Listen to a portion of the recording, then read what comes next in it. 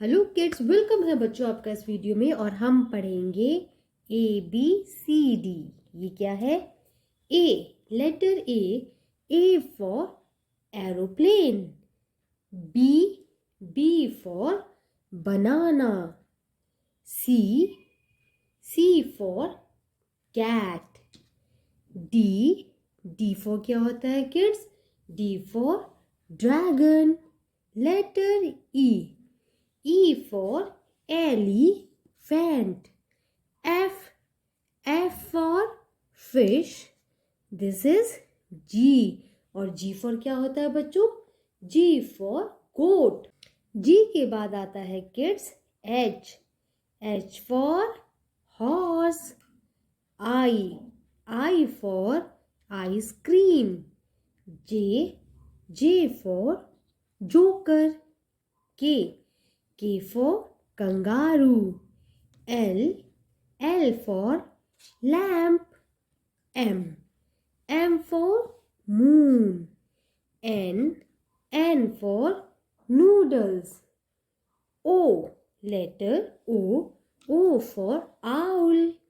ये है बच्चों letter P for pigeon. Letter Q for queen. Letter R for rat. This is letter S for ship.